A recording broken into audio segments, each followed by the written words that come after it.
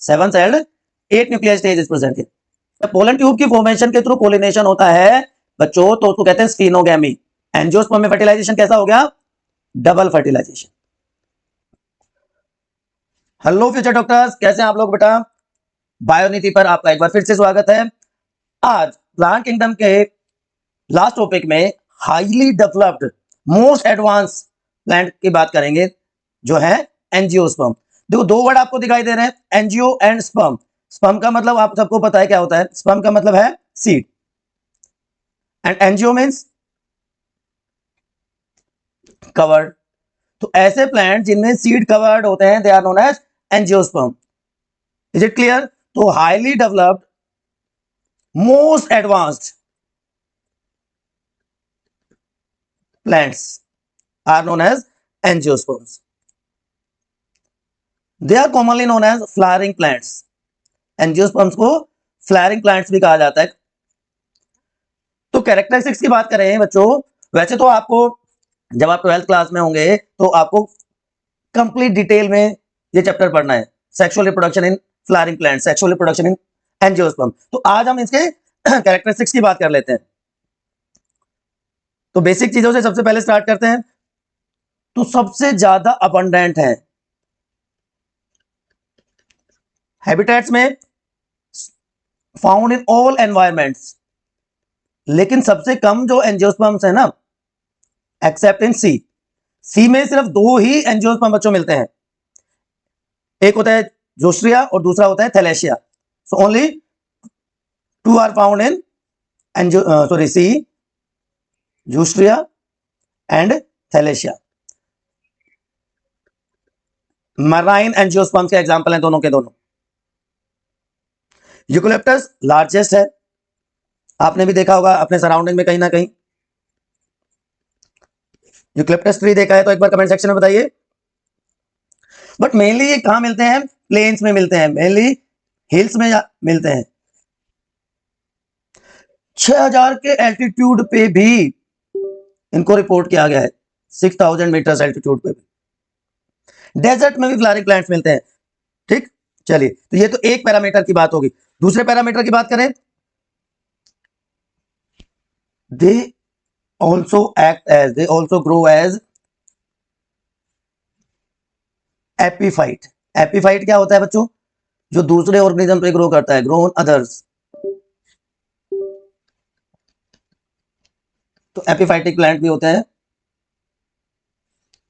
Fresh water में Wolffia मिलता है, लेमना मिलता है। मीजोफाइट फॉर्म में जो मॉडरेट कंडीशंस में आपको सनफ्लावर, मलबरी देखने को मिल जाते हैं। अभी मैं बता रहा था डेजर्ट कंडीशन में, जीरोफाइटिक कंडीशन में भी ये मिलते हैं। कैपेरिस इसका एग्जांपल है, जो कि ड्राई हैबिटेट में मिलता है। स्कूलेंट्स, यूफोर्बिया, ओपनशिया, ये सारे के सारे कैसे हैं? स्कूलेंट्स। तो ये तो बात होगी बच्चों हैबिटेट की। अब हैबिट्स की हैबिट डिपेंड करेगी उनके हाइट पे, हैबिट डिपेंड करेगी उनके ड्यूरेशन ऑफ स्टेम पे या ड्यूरेशन ऑफ सर्वाइवल पे, एंड स्टेम के नेचर पे। तो इसके बेसिस पे 3 टाइप के हो जाते हैं, हर्ब्स, श्रब्स एंड ट्रीज। आपने सुना होगा। हर्ब्स में कौन से एंजियोस्पर्म आते हैं? हर्ब्स में आ जाता है आपका सबसे कॉमन जो आपका वीट होता है। श्रब्स में जैस्मिन, एंड ट्रीज में डालबर्गिया, सीसो, जिसको हम सीसम भी कहते हैं, शीशम नॉर्थ इंडिया में। Morphologically they are well developed, तो उनमें रूट सिस्टम, शूट सिस्टम दोनों वेल डेवलप्ड होते हैं। रूट सिस्टम की बात करें तो different type of roots are present, tap root, fibrous roots, adventitious roots, all mode are developed. Clear?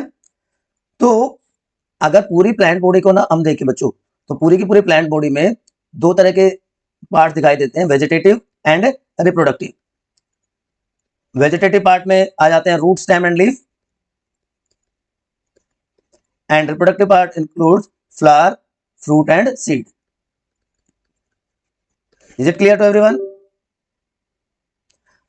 अब इनको फ्लावरिंग प्लांट कहा क्यों जाता है? इनको फ्लावरिंग प्लांट इसलिए कहते हैं बच्चों, जो स्पोरोफिल होता है ना, स्पोरोफिल का एग्रीगेशन हो जाता है, स्पोरोफिल गेट्स एग्रीगेटेड, एक तरह से इकट्ठा हो जाता है एंड इट फॉर्म्स फ्लावर। तो स्पोरोफिल का एग्रीगेशन फ्लावर बना देता है, इसलिए एंजियोस्पर्म को फ्लावरिंग प्लांट्स कहते हैं। वेनेशन हाईली डेवलप्ड होता है। ये बेसिक डिफरेंसेस हैं डाइकोट और मोनोकोट के, लेकिन उससे पहले एक बार मैं आपको कुछ और फीचर्स की बात बता देता हूं। रिप्रोडक्शन जो कि मेन या बेसिक फीचर आप कह सकते हैं। तो यहां पे microsporophyll is known as stamen and megasporophyll जो कि स्पेशलाइज्ड है दोबारा से, मेगास्पोरोफिल को हम कह देते हैं कार्पल। तो stamen and carpel are male and female reproductive structures. Stamen दो पार्ट से मिलकर बना होता है, anther and filament. Anther bilobed होता है। अगर मैं एंथर का डायग्राम आपके लिए यहां पे बनाऊं, एंथर बाइलोब्ड है, इसको बाइथिकस कहते हैं, डाइथिकस कहते हैं। और इसी एंथर में इंटरनली सेप्टा बन जाता है, तो इसको टेट्रास्पोरेंजिएट भी कहा जाता है। और इसी में male gametes pollen grains present होते हैं बच्चों, मेल गैमेट और pollen grains are present here. Likewise जो कार्पल है या जो मेगास्पोरोफिल है, ये भी तीन पार्ट में डिवाइडेड होता है। जो सबसे पहला पार्ट है, जो सबसे ऊपर का पार्ट है, उसको स्टिग्मा कहेंगे। ये लॉन्ग नैरो पार्ट, इसको स्टाइल कहा जाता है। And this swollen part is known as ovary. Ovary में बच्चों इस तरह से लोक्यूल्स प्रेजेंट होते हैं which contains ovules. So maturation पे ओवरी फ्रूट की फॉर्मेशन कर देती है एंड ओव्यूल्स फॉर्म सीड। ठीक, इज इट क्लियर? तो फ्रूट और सीड की फॉर्मेशन इस तरह से हो जाती है। अब जो ओव्यूल है वो हाईली रिड्यूस्ड होता है। Ovule is highly reduced female gametophyte. बात समझ में आई? हाईली वैसे रिड्यूस नहीं होता, हाईली रिड्यूस्ड फीमेल गैमेटोफाइट को ही ओव्यूल कहते हैं। And it is known as embryo sac. अब इसको क्या कह देंगे? एम्ब्रियोसैक। ये आपने 10th क्लास में भी पढ़ा है। अब एम्ब्रियोसैक में तीन तरह की सेल्स प्रेजेंट होती है। तीन सेल यहां पे जो प्रेजेंट होगी उनको एंटीपोडल्स कहते हैं। यहां पे जो सेल्स प्रेजेंट होंगी उनको सिनर्जिड्स कह दिया जाता है। एंड यहां पे एक और सेल है जहां पे दो न्यूक्लियाई प्रेजेंट होते हैं, that is known as central cell and this nuclei are known as polar nuclei. तो यहां पे आप देख रहे होंगे कि सेल तो सात है लेकिन न्यूक्लियस 8 प्रेजेंट है। So it is known as 7 celled 8 nuclei stage. 7 celled 8 nuclei stage is present here. Clear बच्चों? पोलिनेशन वो प्रोसेस है जिसके थ्रू जो एंथर है from male part are transfer to stigma of female part. So that is known as pollination. तो दो तरह का पोलिनेशन जनरली यहां पे ऑब्जर्व होता है, self and cross pollination. Self and cross pollination, sorry cross pollination. तो सेल्फ पोलिनेशन में क्या होता है कि मान लीजिए आप अभी 11th क्लास में हैं, ठीक, और 11th क्लास में ही आपका फ्रेंड है, मतलब एक ही प्लांट में एक ही फ्लावर पे मेल और फीमेल दोनों पार्ट प्रेजेंट हैं, then it is known as self pollination. Male part भी वहीं पे है और फीमेल पार्ट भी वहीं पे है एक ही फ्लावर में, तो इसको सेल्फ पोलिनेशन कहते हैं। लेकिन आप हैं तो क्लास 11th में ही, आप मेडिकल सेक्शन में हैं और आपका फ्रेंड है आर्ट्स में या कॉमर्स में, तो एक ही प्लांट में अलग अलग फ्लावर पे मेल और फीमेल पार्ट प्रेजेंट हैं, तो भी वो सेल्फ पोलिनेशन होगा। लेकिन आप खुद तो है 11th क्लास में, आपका फ्रेंड है 10th में या 12th क्लास में, तो क्या होगा? तो होगा ये कि there are two plants, two different plants are there. अब इस प्लांट पे मान लीजिए क्या है, मेल पार्ट है, और इस प्लांट में क्या है, फीमेल पार्ट है। तो ये पोलन ग्रेन जो मेल गैमेट्स हैं ट्रांसफर होके यहां पे आ जाएंगे। ये थोड़ा, ये पोलन ग्रेन्स ट्रांसफर होके यहां पे आ जाएंगे, तो इसको हम कह देंगे क्रॉस पोलिनेशन। ठीक, सेम फ्लावर, एक ही फ्लावर में दोनों है, या एक प्लांट के अलग अलग फ्लावर पे दोनों है तो सेल्फ पोलिनेशन। और अगर डिफरेंट प्लांट्स में डिफरेंट फ्लावर्स में मेल और फीमेल पार्ट प्रेजेंट है, then it is known as cross pollination. याद रह जाएगा आपको, याद रह जाएगा ना। चलिए अब उसी बात को थोड़ा सा आगे बढ़ाता हूं, एम्ब्रियो सैक वाली बात को। एम्ब्रियो सैक में क्या था बच्चों, एक तरफ एंटीपोडल थे, एक तरफ सिनर्जिड्स थे, antipodal and synergids. Clear, 7 cell 8 nuclear stage. अब जो 3 सेल थी जिसमें से एक एग सेल बन जाती है और बाकी उसको नरिशमेंट प्रोवाइड करती है, तो एक एग सेल प्लस 2 सिनर्जिड्स, ये क्या कहलाएगा, एग एपरेटस कह देते हैं इसको। This is known as egg apparatus. 1 egg cell या female gamete plus 2 synergids is known as egg apparatus. दूसरी तरफ क्या है हमारे पास, 3 एंटीपोडल्स हैं, ठीक, और 2 पोलर न्यूक्लियाई। अब एंजियोस्पर्म में फर्टिलाइजेशन को कहते हैं double fertilisation. Fertilisation is known as double fertilisation. क्यों होता है डबल फर्टिलाइजेशन, कि जो बच्चों जो मेल गैमेट है, जो पोलन ग्रेन यहां पे बना था, each pollen grain contain 2 male nuclei, gamete नहीं 2 मेल न्यूक्लियाई आर प्रेजेंट। तो जब ये ट्रांसफर होकर यहां पे पहुंचता है इस पर, तो पोलन ट्यूब की फॉर्मेशन हो जाती है, और जब पोलन ट्यूब की फॉर्मेशन के थ्रू पोलिनेशन होता है बच्चों, तो उसको कहते हैं स्फीनोगैमी। ठीक है, स्फीनोगैमी हो जाती है यहां पर पोलन ट्यूब। अब ये पोलन ट्यूब ट्रेवल करेगी और ये एंटर कर जाती है माइक्रोपाइल एंड या चैलेजल एंड या इंटेगुमेंट्स के through into the embryo sac. अब एम्ब्रियो सैक में क्या है, एक तरफ तो एग एपरेटस है हमारे पास, तो अगर एक मेल न्यूक्लियाई जो कि हैप्लॉइड स्ट्रक्चर है फ्यूज कर जाता है एग सेल के साथ, फीमेल गैमेट के साथ, and diploid zygote is formed, तो एक बार फर्टिलाइजेशन हो गया, इससे एम्ब्रियो बनेगा, इसलिए इसको कहते हैं जेनरेटिव फर्टिलाइजेशन। अब दूसरा जो मेल न्यूक्लियाई है वो फ्यूज करेगा सेंट्रल सेल के साथ। सेंट्रल सेल है डिप्लॉइड, मेल न्यूक्लियाई है हैप्लॉइड, तो क्या बन गया, ट्रिप्लॉइड सेल बन गई, जिसको प्राइमरी एंडोस्पर्म न्यूक्लियस कहा जाता है। ये जो एंडोस्पर्म है इसका काम है न्यूट्रिशन प्रोवाइड करना डेवलपिंग जाइगोट को, तो इसलिए इसको कहते हैं वेजिटेटिव फर्टिलाइजेशन। तो ये सेकंड, तो इसलिए एंजियोस्पर्म में ना बच्चों, एंजियोस्पर्म में फर्टिलाइजेशन कैसा हो गया, डबल फर्टिलाइजेशन।